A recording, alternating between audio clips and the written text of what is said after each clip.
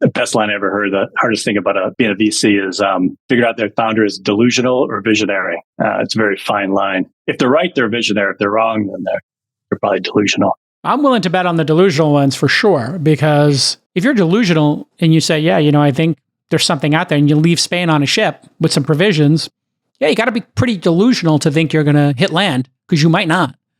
I like the delusional ones, because if they hit land, now they're visionary, like you're saying. Well, I'd put that in the visionary camp, right? Delusional are the ones that just refuse to listen. This Week in Startups is brought to you by Northwest Registered Agent. When starting your business, it's important to use a service that will actually help you. Northwest Registered Agent is that service. They'll form your company fast, give you the documents you need to open a business bank account, and even provide you with mail scanning and a business address to keep your personal privacy intact. Visit northwestregisteredagent.com/twist to get a 60% discount on your next LLC. Vanta. Compliance and security shouldn't be a deal breaker for startups to win new business. Vanta makes it easy for companies to get a SOC 2 report fast. Twist listeners can get $1,000 off for a limited time at vanta.com/twist. And DevSquad. Most dev agencies only offer developers. Why? Because product management is hard. Get an entire product team for the cost of one US developer plus 10% off at devsquad.com/twist.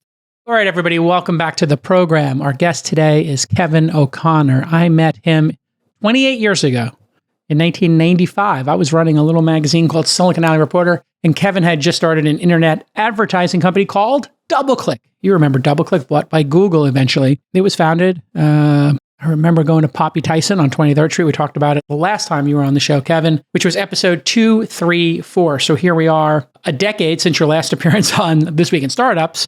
And I guess we're getting close to 30 years since you and I met in New York at the dawn of the internet. So welcome back to the program, Kevin O'Connor. It's good to see you again. It's been a long time. It's we see each other every 10 years. We do an episode. Yeah. An interesting place to start would be when you look back on what's transpired since 1995, when we were on those dial-up connections, and then we started getting T1s and ISDN lines, and the browser started supporting rich media, and you put some of the first ads on the internet. When you look back at what happened on the internet, what is the theme as an entrepreneur and now an investor that sticks with you the most? I think our original hypothesis, and when I first saw the internet, probably early 90s, I wasn't impressed. 2400 baud modem, the browser hadn't come out, and I was not impressed. It really wasn't until the T1 lines came out and the web browser. I said, to have a system where anyone in the world can access the world's knowledge for free, that's a big idea. It's going to be huge. I remember our original business plan. I forget what we had. I thought we forecasted something like 10,000 servers, and maybe 100 million people would be on it. In 10 years, people thought that was crazy. And it was crazy. We were way off. It's like 100 million servers and or websites, and a billion users online. So I think the theme is, back in the old days, people talked about the new economy, and I always thought that was kind of BS. There was no new economy. It was just about reducing friction, and that's what I think the internet's been. That's been the promise, and that's what's happened. Just made things more efficient, more timely, cheaper. And when you look at that efficiency now, AI has emerged, and all this information that was put online, 3 decades of people just pouring their hearts out and scanning every piece of information, every piece of art, mapping every nook and cranny, and scanning every book and writing every comment under every video and every blog post now has resulted in what feels like some form of intelligence or knowledge processing that could be very transformative. So what's your expectation here as we just wrap up the first year of ChatGPT being a public phenomenon? Obviously, 3.5 of OpenAI's ChatGPT kind of was the starter's pistol last November, and here we are taping this November of 2023. Is this going to be a similar story or a bigger story than the internet itself? Well, you remember back in 95, 100 companies were pitching AI even back then, right? They're going to predict everything that you're going to do. And AI faded away because it just never delivered on its promise. And I don't think ChatGPT, the 3.5 version, it was interesting. Like it was the best chatbot out there. 4.0 blew my mind away.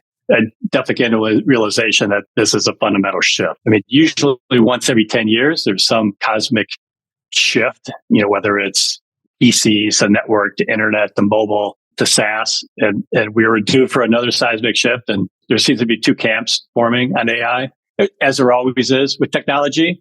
It's the hand wringers, like it's the end of the world, everything is over. Oh my God, Chicken Little, to the, optimists like I am, which is technology is great. Like what could possibly be wrong with something that can actually turn information into knowledge and make people smarter, more intelligent, make better decisions. It's phenomenal. And when you look at the impact you think it's going to have, we can parallel it with the internet, and I'm with you. I mean, it seems like there's a ton of upside here. There's going to be some downsides, obviously. We used to have typing pools. We used to have messengers. We used to have people sending postal mail, FedExes. A lot of those things got hit pretty hard when people got email. But, when you look at the first year and then you think, hey, in year two, because in the first year, it feels like people are playing with it and starting to implement it. But in year two, I think it's going to get more serious. So where do you think we're going to see this land in 2024? What industries will it have the most impact on? Well, I think the surprising thing, at least in my mind, we always thought I was a developer for the last 10 years, and the computer science has exploded over many, many years. And everyone went into it thinking that job will never be at risk. And that's the safe job. Now, the safe job. And now it's like, I remember being on a call with a company. They were telling us, I do venture capital now. They're telling us how complicated and sophisticated the technology was. And I was kind of calling bullshit on them. And I asked ChatGPT to write the code of their product. And I posted in our chat. I said, there's your product right there. So, jobs like that where I think legal is going to be dramatically affected. I think accounting, it's hard. It's so hard to predict technology. The internet, I mean, we're back in the days, trying to figure out what was going to be hit the hardest. And when you look back, I'm not sure any of us predicted, like none of us predicted Amazon. I mean, Amazon was a bookseller. Yeah. So, it has new technology has a strange way of affecting. It's going to affect every industry to some point. I think large language models have its place as a foundational model. I think large language models are probably more like the internet. It's going to be the stuff that's built on top of it, or sort of the verticalization, the highly specialized language models that are going to probably have the biggest impact. Yeah, it's quite paradoxical. If you narrow the scope of the language model to code, it does a better job. And if you point it at a code base, well, it's going to educate the new developer as to that code base. So starting day one at Slack or Salesforce, it's just, you're going to get up and running so much faster. You're going to be, it's going to complete half of the code snippets you write. And it does make sense to me that accounting and legal also fall into that. There's a corpus of work that is finite, that is rule-based, and that is repetitive, right? I mean, there is some thread here we could pull. If it's repetitive and there's a finite rule set and there's a corpus of work, it could be, automated and AI could do it pretty quickly, huh? Well, Hollywood's going to be greatly affected, right? You do think that, yeah. This is the big debate. Oh, it's going to be, I mean, think about it. I mean, it's a finite number of stories. It's the same story that, came out of Greece. Yeah. 3,000 years ago, it's just being retold with different characters. And the fact that any of us will be able to put that, we'll be able to build our own movie. I think then it becomes a little bit like YouTube, or Instagram, where the amount of content is exponentially increased. Most of it is just total garbage, but there's going to be that phenomenal ones that sort of rise to the top and go viral. Same thing with music. I mean, music is pretty, you can imagine. I mean, my prediction is that definitely within the next 5 years, the number one song will be written by AI. That makes total sense. We've had many number one songs that were using samples, right? And rehashes of old songs. So if AI can interpret all of that base of knowledge, yeah, it's going to hit one for sure. There's no doubt about that. And yeah, there's only a finite number of movie tropes, quest, comedies, rags to riches, beat the monster, tragedies. It's a certain the hero's journey. It's a certain corpus that, yeah, I think writers are going to become bionic when they start using this. Starting a business used to be such a painful process. You needed to get a lawyer. There were tons of fees. It was a mess, but not anymore. Just check out Northwest Registered Agent. They're going to help you form your company fast. Remember, speed matters. And then they're going to get you the docs you need to open a business bank account instantly. Then they're going to provide you with mail scanning and a business address. And they're going to do all that, keeping your personal privacy intact. Northwest can form LLCs, corporations, and nonprofits. And here's why. Founders love Northwest. There's no hidden fees. There's no upselling. You can call them or cancel at any time. And Northwest has the best of both worlds solution. It's simple and self-serve, but they can be hands-on if you need help with their amazing registered agent service. Northwest provides everything you need to start and maintain your business. And they're giving Twist listeners a 60% discount. For just $39 plus state fees, they'll form your LLC, corporation, or nonprofit. So visit northwestregisteredagent.com/twist today. northwestregisteredagent.com/twist. So you've recently become a venture capitalist, I understand. Congratulations. Do you have Since 1995. Oh. Since 1995, by the way. Well, I thought of you more as a company builder than a venture capitalist, but... I was both. I did the VC in my sort of spare time or in between jobs. But you are right. The last 3 years, first time I actually did a fund. Got it. With other people's, a lot of my money, but a lot of other people's money too. So why start a fund and why do that here, at this point in time? What stage you're trying to invest in and what's the thesis of the fund? I do think that doing a startup, which I love doing, I did 3 of them. Let's say it's a young person's game. It takes 100-hour weeks. It takes a lot of focus. As you get older, you get more wise. And I think that's sort of, I've been doing venture for, like I said, since 95. I've done really well at it. I love technology. So our thesis has really been on, if I had to sum it up, it'd be SaaS/AI companies with about $1 million in revenue. So let's call it seed, sort of early A. And our specialties, we're all operators, and we help these companies get to the next level, which would be sort of growth equity. So if they have $1 million in revenue, that's when you want to meet them, or you want to put $1 million into them? When they have $1 million in revenue. So we feel like the pre-seed is, I've always said, ideas are cheap. There's a billion really bad ideas out there. For someone to actually get to that $1 million level, it means they've proved product market fit, which is a big risk. They've been able to attract people, some capital. So they really de-risked it in our eyes. What they don't know is how do they take it to the next level? There's a lot of unanswered questions. A lot of it is founder-led sales. A lot of it is how do I scale? How do I deploy capital efficiently? And so, by being operators, having sort of been in their shoes, that's attractive to founders. They like it. VCs. A lot of VCs come from sort of the opposite extreme. Yeah, I mean, there's an argument for people who understand finance and who haven't been in the trenches. In some ways, they can really have a good analysis, like Bill Gurley, of the marketplace dynamics. They can be thoughtful about making the share price go up. And then there's no substitute for people who actually have run a business, right, and been an operator and know exactly how hard that is. And I think at our level, by the way, I think Bill Gurley's always been one of my heroes. I met him when he was an analyst. He was covering us at DoubleClick back in the mid 90s. What was he like? Tell me when you met him what it was like. He was very tall, even back then. Still, yeah. He's consistently remained tall. That is one thing I will say about Bill Gurley's career. You meet a lot of research analysts, and most of them are good. Bill Gurley was he was a new level. He was the one guy that really, really understood not just our business, but he just had a great sort of macro view of what was going on. And we always enjoyed conversations with Bill. Wish he wasn't retired. Is he retired? Well, I guess that's a really interesting question, because he's theoretically not at Benchmark. Well, he's not at Benchmark. He's not in the new fund. He's still on the boards he was on. And he's still frisky and likes to hang out with founders and meet founders. So I don't know that he's exactly retired. And there was something about the venture community where they wanted to kind of set people out to pasture at a certain age, maybe it's 60 years old, et cetera, and like hand over the firms to younger folks. I think that was a key component of Benchmark's philosophy, is kind of forcing people out and letting young people take over.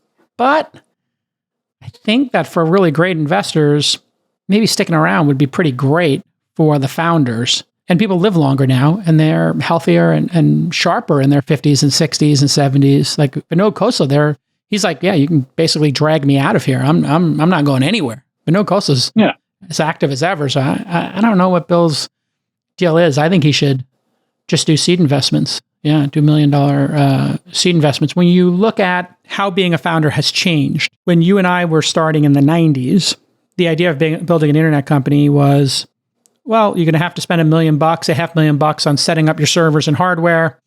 You're going to need to put $500,000 down on an office space and get a lease, put a letter of credit down. I mean, you were blowing a couple of $1 million just firing up a startup. Now, 2 or 3 people go to an accelerator, they get some free credits from Azure or whoever, and they're up and running, and they build something on the weekend and get 10 customers. So it feels like many more startups are being built at a much lower pace. So how is that going to change things as we go forward here? And then it's quite possible AI makes things even faster for founders in terms of finding product market fit. I think you had 2 things going on. One is there was a long drought of entrepreneurs after the dot-com crash, right? Everyone kind of fled to safety. And then things came back. And they came back roaring with free money. And I think the venture market was oversaturated. There was just too much money. It was kind of back at like the dot-com days where people were just chasing any deal at any price. I actually think downturns like this are going to be good because there's just a lot of junk out there. And I'm amazed at what people are investing in. So I think raising money is much more difficult now. We've shifted, I think, more from, grow at any cost, which I never understood. I think that's just where you take a large sum of money for a model that's not quite perfected and you just lose more money. I think those days are over and it should be over. Just a bad way of doing business. But a year and a half ago, back to sort of the age thing, one of the things you do get with age is I've lived through like 4 of these cycles. Like you know what's in the basement. When things go bad, they're way worse than you ever expected. You remember those days. Yeah. So getting people to cut back early, and convincing them that, look, you got to conserve money. We got to trade off growth with burn. And that's okay. If you get through the cycle, it's better. I do think with the AI, the fact that any person can describe a business model at some point, not today, but can describe what they want to do and not go to expensive, often overpriced engineers to get it done. And like you said, it's all the groundwork is there, putting up data centers. I don't know if you remember the data center that we had. You had one, yeah. And then you had the building on 32nd in the West Side with the basketball court on the roof. Was that 32nd Street or something? Remember, it was west of the... Yeah, 33rd. 33rd, west of Madison Square Garden. You had a basketball. I remember we played hoops on the roof one time where we shot some hoops. We did. DoubleClick, you did a couple of... team. Yeah. You brought your stacked West 4th Street. Yeah, we had, we used to play at Chelsea Piers a bit, and we had a pretty good team. They did. Listen, selling software is hard enough right now, man. It's hand-to-hand combat out there in B2B land. The last thing you need to do is slow your sales team down because you don't have your SOC 2 dialed in. So if you're SaaS or a services company and you store consumer data in the cloud, you know what you need to do? You need to check out Vanta. They're going to get your SOC 2 compliant easier and faster. And Vanta makes it so easy to get and renew your SOC 2. On average, Vanta customers are SOC 2 compliant in just 2 to 4 weeks. Compare that to 3 to 5 months without Vanta. They're going to save you hundreds of hours of work and up to 85% on compliance costs. And Vanta does more than just SOC 2. They also automate up to 90% compliance for GDPR, HIPAA, and more. You can't afford to lose out on those major customers, the lighthouse customers, the big fish, the whales, because of silly stuff like lacking compliance. Just work with Vanta. I'm an investor in the company. It's a great company. Get your compliance automated, get it tight is right, and close those big deals. Here's the best part. Vanta's going to give you $1,000 off because they love This Week in Startups. They love startups. Vanta.com/twist. That's Vanta.com/twist to get $1,000 off your SOC 2. The key thing you did right, talking about boom and bust cycles, you raised that secondary for DoubleClick. You also were able to sell some shares yourself and lock down a win. So explain how founders should ride the cycle. I am in agreement with you. The valuations I'm seeing on startups, because we do pre-seed with our accelerator and we do seed right around the point in time you're talking about, typically $500K. But 500 to $1 million is pretty close. And the same kind of thesis, right? You figured something out, you got some traction, you can't fake it, generally speaking.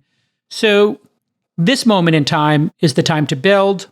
And there are some advantages to building in a down market. What are the advantages to building in a down market? And then, hey, in another 5, 10, 15 years, if it's a crazy up market, what's the proper thing, rational thing for founders to do in both markets? Compound question there. I mean, I always, like I tell CEOs, your number one job is not run out of money. So the three main reasons companies go to business. The first one is they solve no known problem, which I think gets back to the .com as well as today, where people are investing in cool technology. Let's say crypto or NFTs exhibit, our current examples. They solve no known problem. Blockchain, okay, great. Another ledger, been around, nothing new. So a lot of money goes towards that. So I think people are focused more on you solve a problem. The next reason they go out of business is they don't raise enough money. And then the third reason is they raise too much money. Look at all the, we're calling deathicorns. I don't know if that's a word we made up or if that's a word. I think you made that one up. Yeah, deathicorns. I like it. Okay, deathicorns. So all these companies that raised $100 million last year, they're going out of business.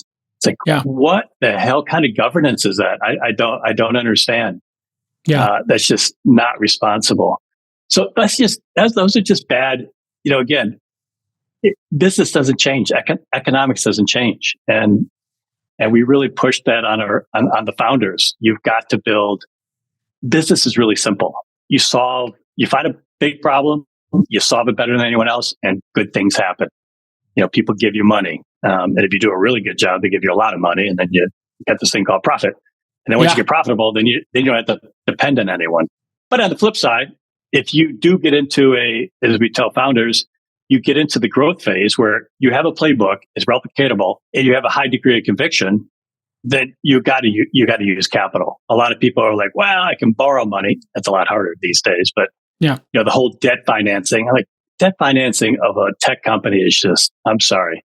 It's absurd. Get some debt as a sort of a insurance policy. But if you got to use debt to grow an unprofitable business, you're screwed. Everyone's screwed.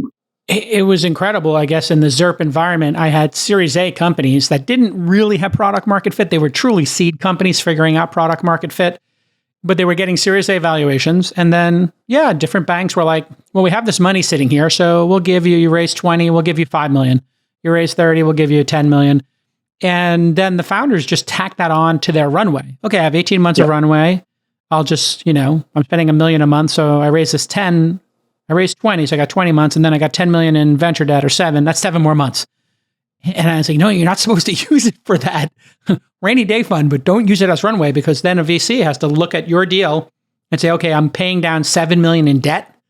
I'm putting another 20 million in and 7 million goes out the door to pay a bank. That doesn't make any sense. No. And in a down market with this globalization happening, how do you think about work moving around the planet? Because there's something unique that happened with remote work. You and I were in the in-office culture for 2/3 of our career, and here we are.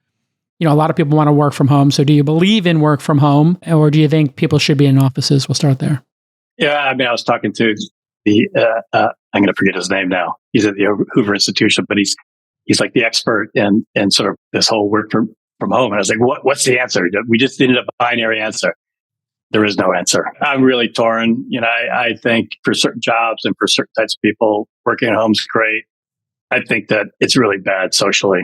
And I think you get more done when you're in the office. Yeah. And for our work, I can do board meetings now, with a, 5-minute notice. I'm in a board call as opposed to traveling for 3 days and wasting time. That's great. But most people aren't that disciplined. A lot of people are disciplined. They need mentorship. They need help. They need socialization. Yeah, there's a socialization part where people get weird working from home, staying at home all the time. They need mentorship. That's a lost part of this. And I'd say the top 20% of performers are more effective at home. It's probably about another 30% that are equally effective, and the bottom half are not nearly as effective as if they were in an office being mentored and part of the. Yeah, I'm trying to reverse this at my companies, and it's just incredibly hard because you have such a great talent pool of people at my venture firm with 22 people. And then we can hire people faster than in Silicon Valley, and people don't want to be here anymore, and it's too expensive to be here. So I would get a lower quality person who wanted to be here versus this incredibly high quality person at a lower price will stay longer. It's incredibly frustrating in some ways, but it does seem to be reversing. Well, I'm curious. Yeah. I'm curious for you. I mean, you're an opposite side of the spectrum as I am. You're extroverted, very extroverted. Yeah. It's got to drive you crazy not to be socializing. I'm really an introvert, so. It's maddening, and I am now reversing it. So I'm going to get like a space just so I could have like a co-working type space for my founders in my portfolio, because I do need to be out and about. I host events. I do jam sessions. One of the things that I learned from Travis from Uber, he'd have these like jam sessions. Chris Sacco would do them too. We're just 5 or 6 founders. We'd around, just hang out, have dinner, or just hang out at somebody's house and talk about their businesses for a couple of hours and try to help each other think through problems and strategies and blind spots. And so I'm sort of codifying that, where I do these jam sessions every couple of weeks, bring together 20 founders, go to our law firm, Wilson Sonsini, or Fenwick's office, get a big conference room and just talk for 4 hours. And it's really, really energizing for me. And then doing the pod, I get to talk to you and other, investors, founders from around the world. And that does fill my bucket and give me that energy. But I think this has been great for introverts who, they get to focus more, and getting rid of commutes. If we didn't have the commute issue, I think this would be like, people would be much more open to coming back to work. Here in the Valley, Apple, I think, is 4 days a week now, or 4 days a week in the year. There might be 3 or 4 right now. Zuckerberg's kind of forcing people back. And then Roblox said either come back to the office or resignation accepted.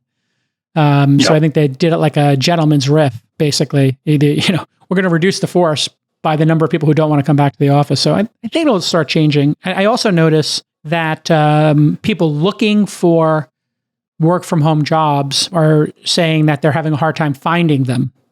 As you get 1,000 applications, because anyone can do that job. Right. So now, and then if you're a Silicon Valley person who wants to work from home, you've got the expensive Silicon Valley, but you want to work from home. You don't want to get on the bus. I understand it. But now you're competing against somebody in Portugal, Argentina, Manila, Canada, whatever it is. And those folks are going to have a cost of living that's 1/5, 1/10 of the cost of living you have, so they can accept a salary that's much lower. And all the management, Kevin, have learned how to manage remote workers. And that's actually the thing that is really mind-blowing to me. Once you learn how to manage a remote worker in South America, Canada, Portugal, Manila, whatever, it's no different. It's all the same. You're in a Slack room, you're on Zoom, you're doing huddles, you're using Notion or Coda. It's all the same. So I think it also increases efficiency. You could have somebody in the job, in the role within 2 weeks. Whereas what would a job spec take getting somebody to New York? DoubleClick, you paid people to move to New York. You paid them to come out for an interview. Like, think about those days. The concept of a $30,000 relocation package. That was a thing, right? Yep. Danny Siegel, a guy I used to work with, he had a great observation when COVID first started hitting. He's called it the great reshuffling of America. And his theory was that people are going to move to serve where they wanted. But once that pendulum swing back, what you're going to see is that people in the office get promoted because they're there. It's FaceTime. Yeah. People who are remote, you send them an email and they're gone. Like, you have no personal relationship with them. Yeah. So I think you're going to probably see a bit of a pendulum. I think a lot of it comes from the top down. You have executives who have second homes that don't want to go back. They want that. We all thought commuting would be easier now that everyone works at home, but it turns out no one's actually working. They're all driving around to go golf and do stuff. We have plenty of examples in our companies where people have multiple jobs. That's the crazy part.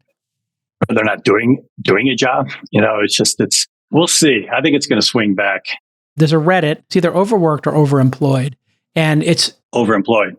And if you read this Reddit, it is awesome because it's people trading strategies on how to fool their bosses and have 2, 3, or 4 simultaneous jobs. There's a lot of times it's developers or, marketers.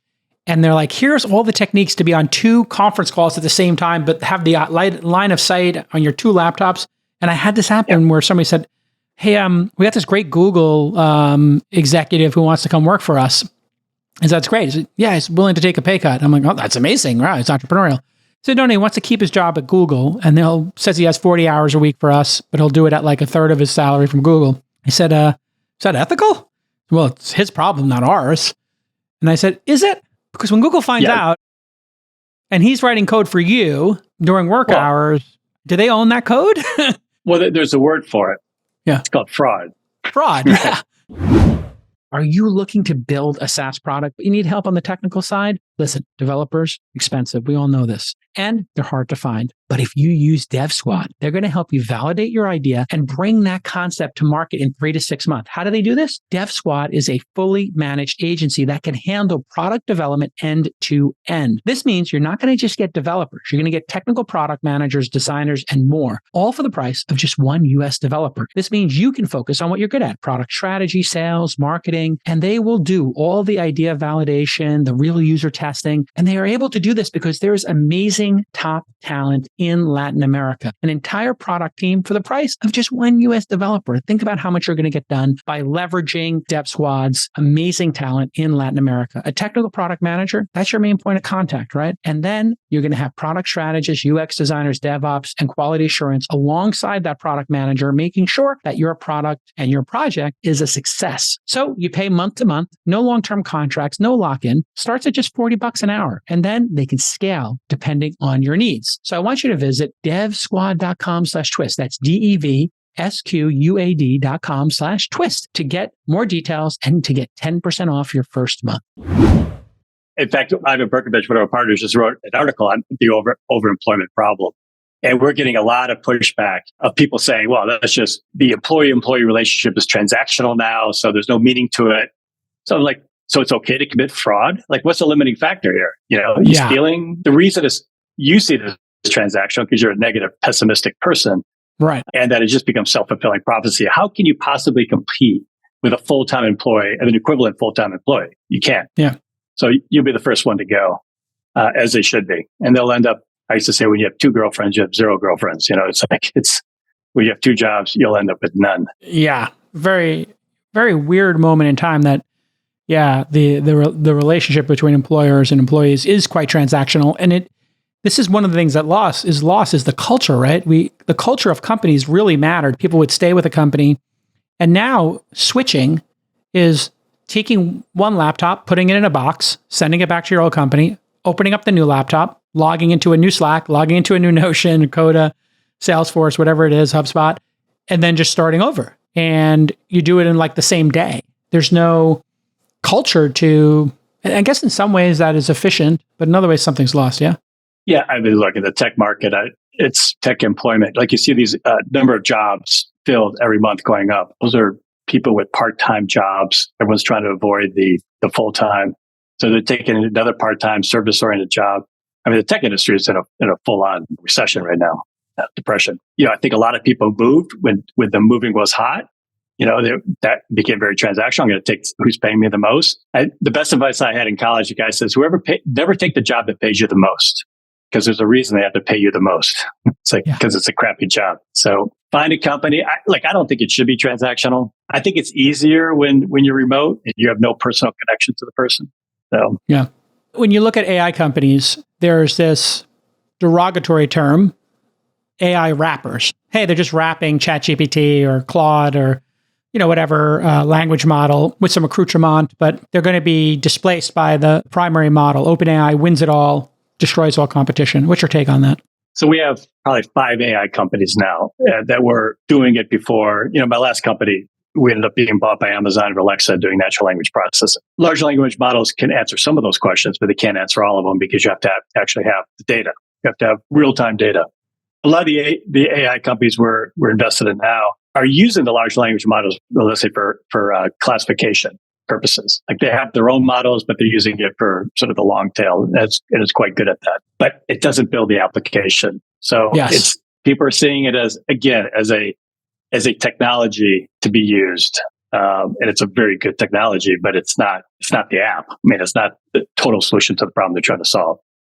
So one of the companies called Rogo, what they're doing is they're think of it as sort of an investor analyst, junior investor analyst. They're taking all the proprietary research from an investment bank, all the decks, all the thousands of decks they've done for clients, and they're adjusting all this private data.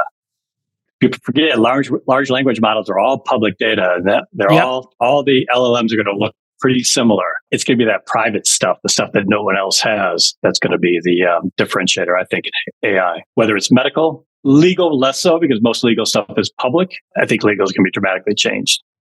But again, I don't think large language model, maybe they'll shift to that. Maybe they'll get a vertical component, something that's more real time. I don't know. Do you think the language models become commodified? And, it seems like open source models on Hugging Face are getting better and better. And Falcon out of the UAE is, available in an open source way. And it just feels to me like all these language models are going to, for 90% of tasks, be good enough. And they're going to be indistinguishable in the same way.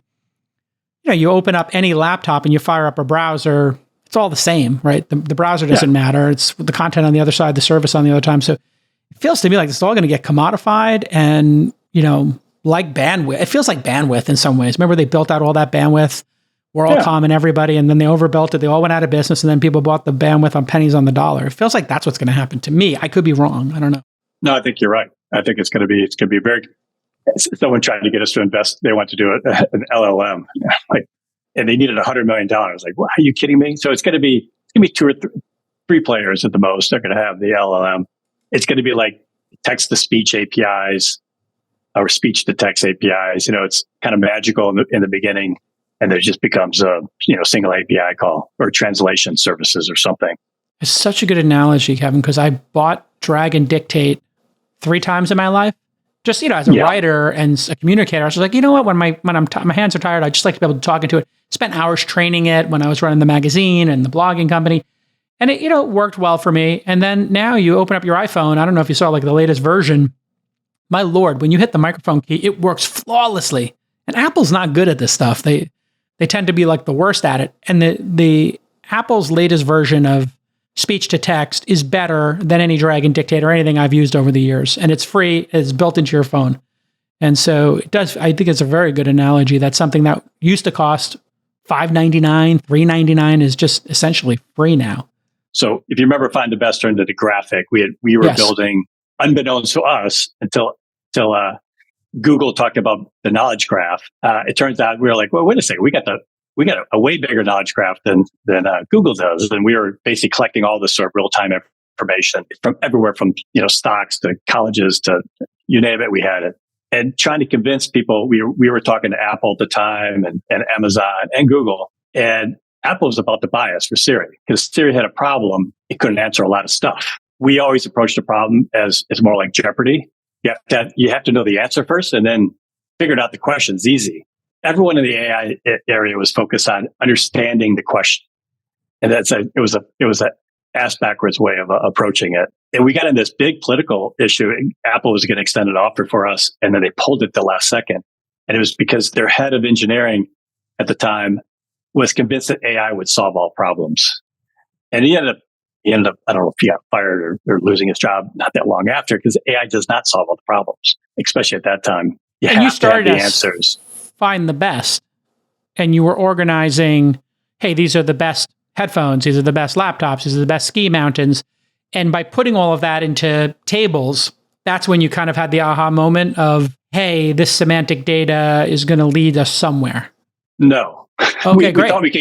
We thought we could connect the two together, and it'd be interesting. When we were trying to convince those companies that they could use our data to power their voice services, they didn't believe it.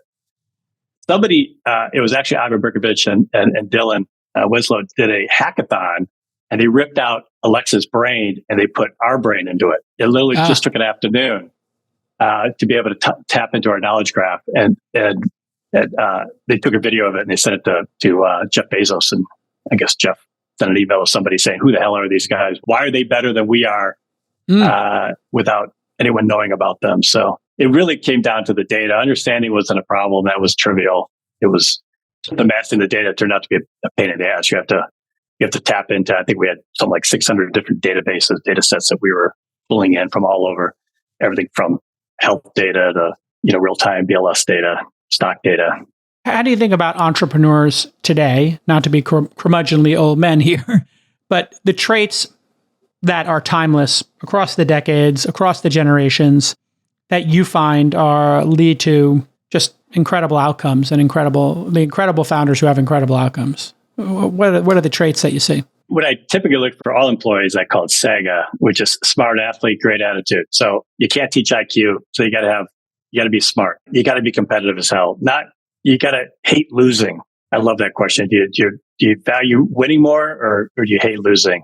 It's the hate losing. It's like you can't fail. I think it's just a great attitude. I think with entrepreneurs, I have this sort of test I give people to colleges, and there's 10 questions and how they score. It whittles down to just a couple of people. And the final question is, are you delusional?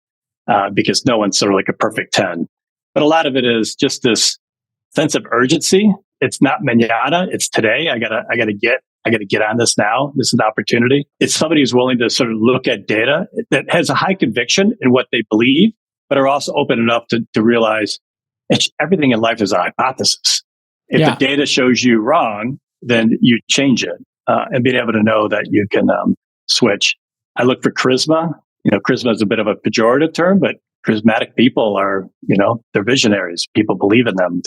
The best line I ever heard, the hardest thing about being a VC is figure out their founder is delusional or visionary. It's a very fine line. If they're right, they're visionary. If they're wrong, then they're probably delusional. I'm willing to bet on the delusional ones for sure, because if you're delusional and you say, I think there's something out there, and you leave Spain on a ship with some provisions, you got to be pretty delusional to think you're going to hit land, because you might not. I like the delusional ones, because if they hit land, now they're visionary, like you're saying. Well, I'd put that in the visionary camp, right? Delusional are the ones that just refuse to listen. They're just hell bent on, I am right, everyone else is wrong. I don't care how much information is coming. You're biased. They just won't listen at all. Oh, I see. Yeah, I thought delusional as in like, I could do something that nobody's ever done before. But yeah, I get your point.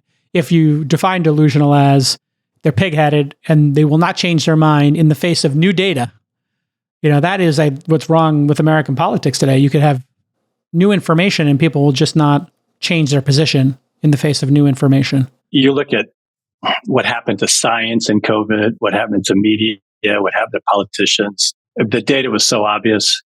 I'm having an argument right now with a COVID, health expert, how they completely screwed up our country based on by just simply not looking at the data. The data was so obvious from day one. Why they didn't listen to it? It just became so political. It became political. Quickly. And then once you give advice, you can't say, well, you know what? Now, based on the statistics we have, hey, we're 6 months into this. We're 9 months into this. If you're surfing at the beach and you're outside and you're healthy and you don't have comorbidities, you're going to get COVID at some point, but you're going to be fine. And if you're old and you've got comorbidities, you really don't want to get this thing. So stay home and limit your interactions. If you get a cold, make sure you come to the hospital so we can give you one of these drugs. But yeah, it was pretty crazy how nobody could think sensibly for 2 years. Well, a lot of people could think sensibly, but they were shouted down. If you remember the Great Barrington Declaration, Jay Beccaria of Stanford, he was great. But he was just seen as ridiculed as, crazy and pixie dust. And, he was completely right. We all knew. Remember with Omicron, not to talk about COVID. Yeah, no, it's okay. Remember Omicron, they said, the vaccine will stop you from getting COVID. And we all had Omicron. Like everyone we knew had Omicron. Like literally, it happened to me 3 weeks after I got the vaccine. I went to Sax's Christmas party, his super spreader spectacular, as I called it. I got Omicron. And I didn't know I had it. My wife said, I sneezed twice. We were skiing and she said, you got COVID. And I said, I don't feel anything.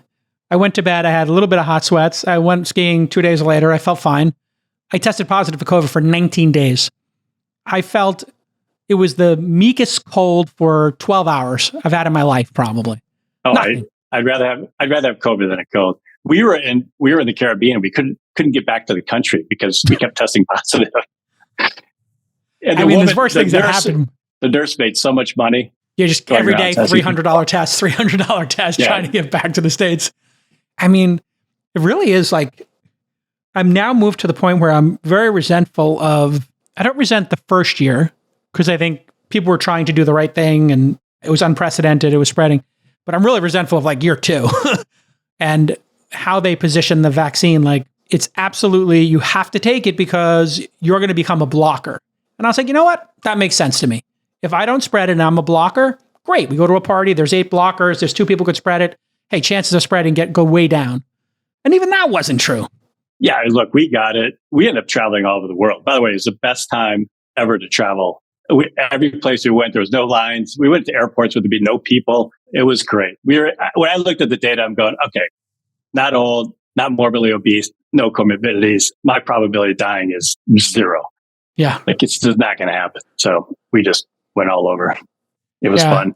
But, I convinced my kids to get it just because they were in their 20s. I was like, you don't need it. Like, there's no way you need it, but your life is going to be painful. Like, you won't be able to do anything. You won't be able to travel. Yeah. The whole thing. All right. No more about COVID. Yeah. No, I mean, but there's some lessons there too from like the censoring on YouTube and stuff like that. It's very interesting having a podcast and then having your podcast flagged. And I'm like, but we're having an intellectual discussion about this. You don't need to flag my podcast. It's just like, oh my God, we have to, here's what you have to believe. And I'm like, really? I have to believe that? And I have to put this warning on your content. I'm like, on This Week in Startups? Really? Okay. So I wrote an editorial at the Wall Street Journal defending big tech probably about 3 years ago. And my argument is like a very libertarian argument. If you don't want to go to their site, don't go to their site. It's their property. Sure. They can do whatever they want. I didn't realize that the government was actually interfering, basically doing censorship. Yeah. Using them on their behalf. To me, I was like, I want to retract that editorial. It was unbelievable that they were doing censorship. And I think that's why people have lost trust in so many of our institutions. I think what Elon Musk, for freedom of speech, he can be a bit crazy often, but you got to love the freedom of speech. There's downsides to it.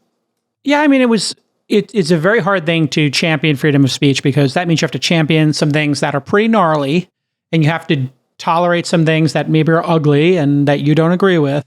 But our generation, I think that was like a core tenet. And it's just very weird to watch generations feel like they're going to be like absolutely disturbed because somebody said something they don't agree with. It's bizarre. You don't need to be protected from words. Like they're just words. Like they're in the dictionary. Yeah. It's weak, very weak. Life, there are no trigger warnings in life. Bad stuff happens to you very suddenly.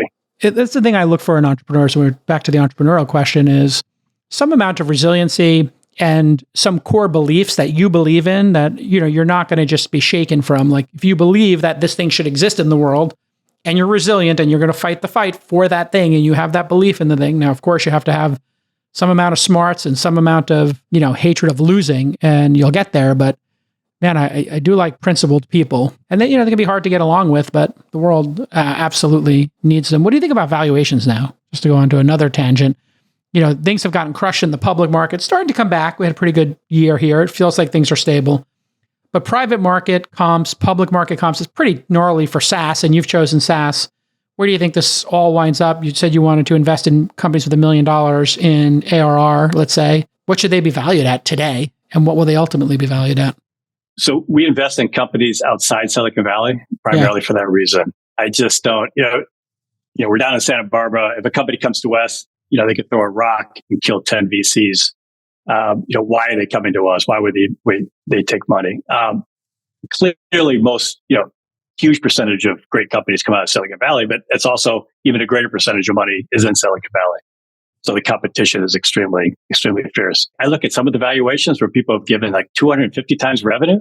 I don't get it. I don't know how you grow into it. Maybe I'm missing something, but we tend to look at, obviously growth rate, retention, churn. And then we do, what we think is a reasonable number based on growth rate. It's above, no public company growing at 200%, 300% anymore, but we just don't go crazy with valuations. And maybe we lose some deals. Yeah.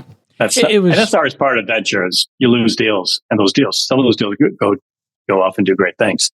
And founders have kind of figured it out too. They know how to, in today's day and age. Back in our day, it just wasn't a lot of information or insights into how the whole system worked, to even understand how a convertible note worked or how rounds were priced. It was all kind of in a black box. You had to really go discover that information. Now it's all out there, and how to run a process is all out there. So founders know how to run a process and get the valuation they want if they're trying to optimize for valuation. But I'm not sure optimizing for valuation is a great idea. Like you said before about optimizing for your salary is not a great idea.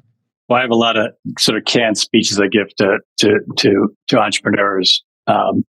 I think some of the biggest mistakes you'll see, like on these decacorns, they've piled on so much preferred, they'll never see a penny, right? They could build a great company, $100 million company, not bad, right? I'd take one of those, and they'll receive nothing. So taking out too much money is just as bad as not having enough money. It causes bad habits. We can usually get around the valuation. I mean, it's a tough market to raise money in. If you got a great company, it's pretty easy. There's a lot of VC funds that are not able to raise another fund. There's going to be, I'd say 50% of VC funds will be gone, within a year. I'm raising my current fund and we're halfway to our target. We hit our first target and now we're going for the stretch goal. And it has been 10 times as much work as when I raised the previous funds. And a lot of the other fund managers I'm talking to have given up. They're just out of the market. And you're starting to see the layoffs happen quietly at venture firms. You wouldn't see it because people stay they're partners, but they're not getting paid anymore. They're getting a small draw, whatever. They're kind of winding down. I would call them zombie funds. And then they're maybe hoping next year they can go raise a fund or the year after. But for those of us who have money to deploy, this feels like the greatest time ever because you get to see a lot of companies. People are running their companies in an intelligent fashion. And they're focused on what matters, product market fit, customers, revenue. So it feels to me like this is the best possible time to be an investor. I mean, that's always the irony, right? When the market, our fund was a 2021 vintage and it's doing great. Yeah. On a relative basis. But, when valuations are high, people will only give you money. When they're low, everyone's nervous. We're about halfway through our fundraise as well. I've never understood why one of the models I think that's broken in venture. I don't know what your GP commit is, but most of these VCs, there's not a big GP commit. No. It's like, well, why not? Why not? It's to me, it's the best place I can put my money. I'll have a couple of $1 million into my fund. Yeah. So it's not, I've got a lot of skin in the game. And if you believe in yourself, I think there were a lot of folks who were putting in like well below 1% of their fund, like the entire partnership, 5 people might be like 1% of the fund. It's like, really? You have $250,000 in your fund? Wow. That's incredibly risk-taking of you. Like, how much does your second home cost? I think I'll be like 20. The first fund, it was probably, about 30%. Yeah. 20%, 30%. I don't take salary because I want to use it to invest in other people. I mean, I don't have any income. I'd rather have capital gains, Carrie. Yeah. Carrie's the way to go. Absolutely. Have you moved to the institution, raising money from institutions yet? Yeah, we're just starting that process. So I'm meeting with sovereign wealth funds, family offices, like larger family offices. So I guess those aren't institutions, fund to funds. But we're not going to, at $100 million fund size, ever be a fit for CalPERS or Harvard. You really need to get to they need to put in $50 million checks, is my understanding. And they're reducing the number. So those institutions are pretty hard. I think family offices, fund to funds, to the extent they exist, and sovereigns are, the likely route for any sub $500 million fund. We're about trying to raise about roughly the same. We just started first time going to more fund to funds institutions. Yeah. We haven't done sovereign, haven't done anything offshore. Yeah. Are you having any success there? Or? Yeah, I think not yet, but I've been meeting a ton of people and I think that they are very interested in having a seat at the table, and the people who have a seat at the table are on pause. So then you have this interesting market dynamic.